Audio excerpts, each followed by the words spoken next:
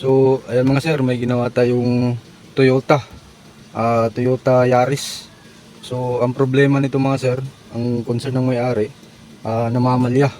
Tapos, ano daw, bumabagsak yung idle. Tapos, lalabas yung icon ng langis, yung oil indicator. Yun, bagsak talaga. Yung parang namamatay na. Pero pag naka-aircon siya, tapos, babagsak dun, iilaw daw yung oil indicator. So yun mga sir, nag-trouble sa tayo, direct to the point. So mga basic trouble, yun, nagpalit tayo ng ignition coil, nag-test tayo sa ignition coil. So yun, okay naman. So yan mga sir, ito umaandar na to. Yan. Ayan. Dati yung oil indicator dito, ayan, yung oil indicator, nailaw siya pag babagsak na yung idle.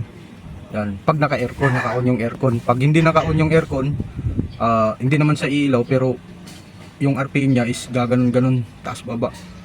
Yun. Try nating i-off ulit. On. So yun, may check engine naman. So in-scan na din natin to, wala na siyang code. Pero wala naman siyang code, pero ang problema, palyado.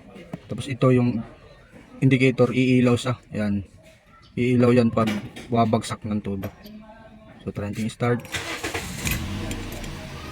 Okay, napaka smooth. So ang ginawa natin, basic troubleshoot. So direct to the point. So dumiretso na tayo doon sa ignition coil. Ayan, kasi yung ignition coil nya nabasa, puro basa na ng langis. Ayan, basa siya ng langis, pumasok yung langis doon. Tapos nung nagpalit na daw sila ng spark plug, 4 bago na.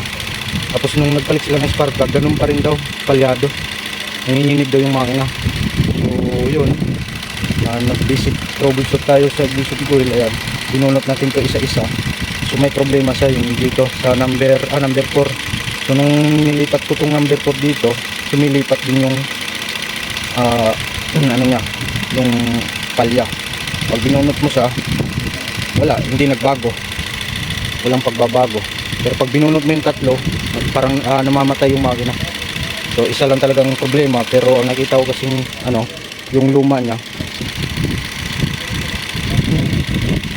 niya, ay yung isa busted na talaga, wala nang kuryente na lumalabas. Yung isa naman, may biyak siya sa gilid.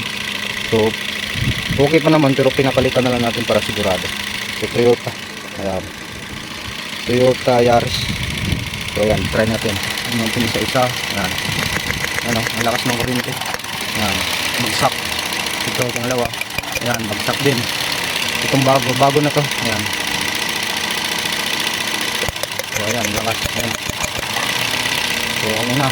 Tapos ito naman, din, ayan, pag binunot mo siya, namamatay. So nung una, pag binunot mo siya, wala, hindi nagbago. Okay.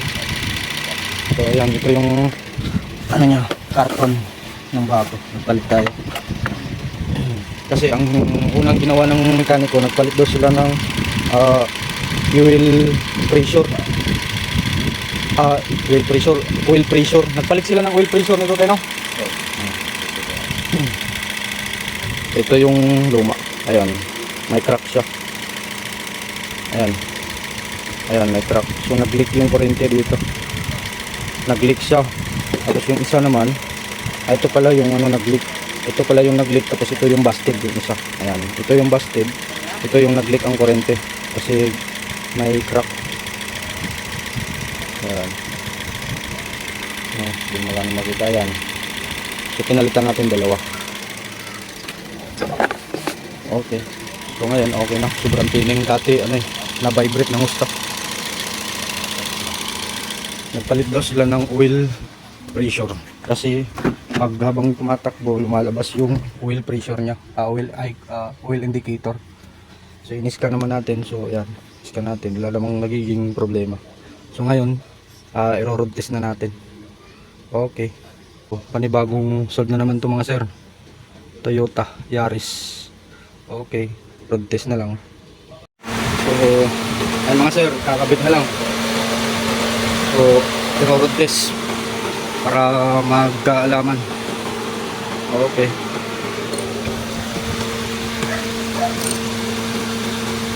Ito pa. Yan. Isa. Namay ko lang yan.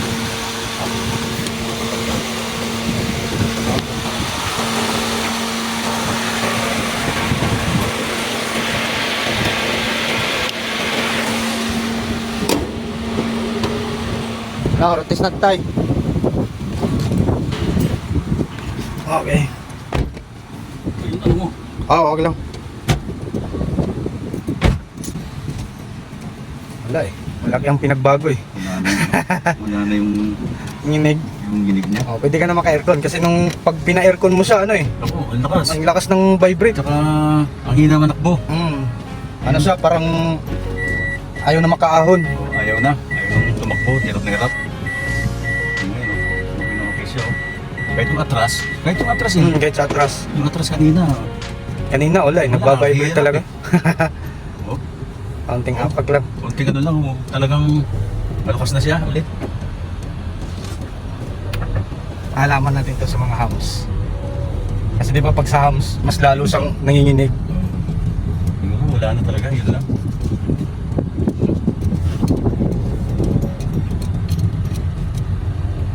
Ayan, tops. Okay, hindi nagbago yung mga idea.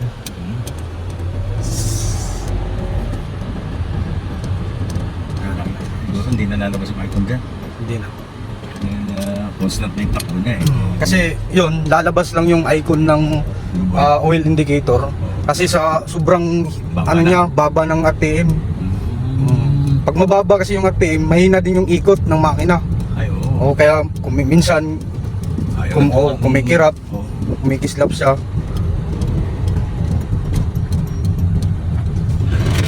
Okay. Hams. Wala. Wala. Walang inig ko.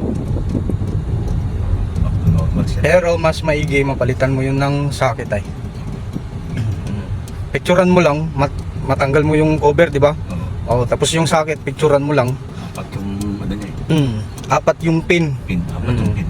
Sabi mo lang pang Toyota Vios, parehas lang yan. Oh, bios yung nakalagay mo sa ano eh. Doon sa... Karto, injector yun ano?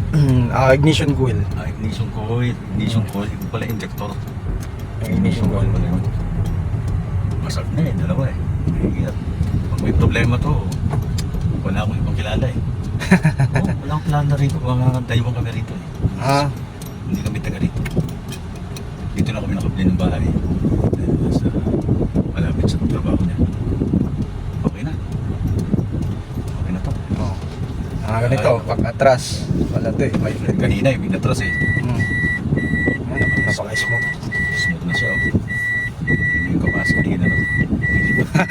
Ano siya, parang kumakadit-kadit. Ito bitch. Matras.